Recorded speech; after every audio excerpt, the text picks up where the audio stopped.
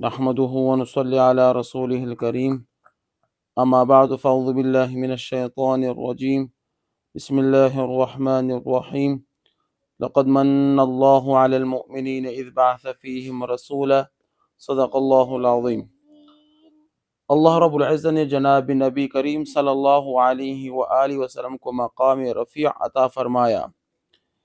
اس رفعت بلندی کا اندازہ کرنا انسانی اختیار سے باہر ہے۔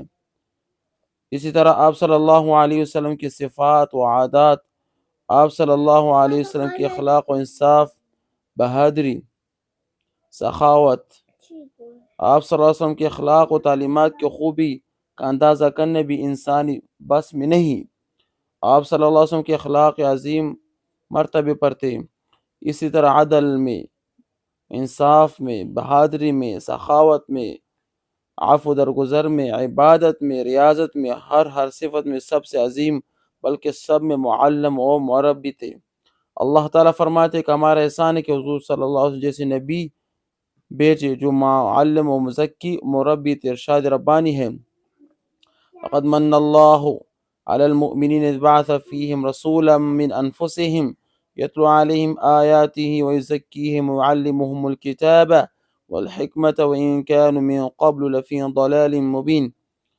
ترجمہ: بے شک ایمان والوں پر اللہ تعالیٰ نے احسان فرمایا کہ ان میں رسول بھیجا، ان میں سے جو پڑھتا ہے ان پر آیات قرآنیہ، اس کی اور ان کی تربیت کرتا ہے اور ان کو کتاب و حکمت سکھاتا ہے، اگرچہ اس سے پہلے وہ لوگ گمراہ میں واضح تھے۔ دوسری جگہ اللہ پاک ارشاد فرماتے ہوئے انک لعلی خلق عظیم، اور بے شک آپ صلی اللہ علیہ وسلم خلق عظیم پر ہیں، یعنی آپ صلی اللہ علیہ وسلم کے اخلاق عظیم ہیں۔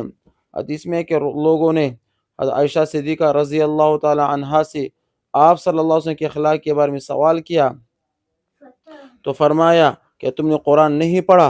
حضور صلی اللہ علیہ وسلم کے اخلاق قرآن ہے، یعنی جو کچھ فرمان الہی ہے اس پر آپ صلی اللہ علیہ وسلم کا عمل ہے۔ قاضی عیاض رحمۃ اللہ شفا میں فرماتے ہیں کہ حضور صلی اللہ علیہ وسلم ذات کے لیے کبھی غصہ نہیں فرمایا اور نہ کبھی آپ صلی اللہ علیہ وسلم نفس کا کسی سے بدلہ لیا۔ جب آپ صلی اللہ علیہ وآلہ وسلم کو غصہ آیا تو اللہ تعالیٰ کی مرضی کے خلاف کام کرنے پر یا شریعت کی مخالفت کرنے پر غصہ آیا۔ ایک حدیث میں ہے، اس کا ارشاد ہے، مفہوم یہ ہے، ابو ہریرہ رضی اللہ تعالیٰ عنہ روایت کرتے ہیں کہ نبی کریم صلی اللہ علیہ وسلم نے فرمایا قیامت کے دن میں تمام اولاد آدم کا سردار ہوں گا اور سب سے پہلے قبر میں سے اٹھوں گا، نیز سب سے پہلے شفاعت کروں گا اور سب سے پہلے میری ہی شفاعت کیا ہوگی؟ قبول ہوگی۔ مطلب یہ کہ قیامت کے دن تمام انسانی کمالات و صفات اور تمام تر عظمتوں کا مظہر حضرت صلی اللہ علیہ وسلم کی ذاتی گرامی ہوگی۔ اس دن مخلوق میں نہ کسی کا درجہ آپ صلی اللہ علیہ وسلم سے بڑا ہوگا اور نہ آپ صلی اللہ علیہ وسلم کے علاوہ کوئی اور ذات سرداری و سربراہی کی سزا اور سزاوار قرار پائے گی۔ واضح ہو کہ محمد عربی صلی اللہ علیہ وسلم دنیا و آخرت دونوں جہانوں میں تمام لوگوں کے سردار و آقا ہیں، لیکن یہاں قیامت کے دن کی قید اس لگائی کہ اس دن حضرت صلی اللہ علیہ وسلم کی سرداری و برتری کا ظہور کسی بھی شخص کے خلاف و عناد کے اظہار کے بغیر ہوگا۔ جب اس دنیا میں کفر، شرک اور نفاق کی طاقت نہ صرف حیات مبارک میں آپ صلی اللہ علیہ وسلم کی سرداری و برتری کی مخالف و معاند رہی، بلکہ بعد میں ان کے اختلاف و عناد ظاہر رہا۔ اس حدیث کے بین السطور سے معلوم ہوا کہ حضرت صلی اللہ علیہ وسلم فرشتوں میں پر بھی فضیلت و برتری رکھتے ہیں اور آپ صلی اللہ علیہ وسلم کی ذات افضل المخلوقات و اکبر الموجودات ہیں۔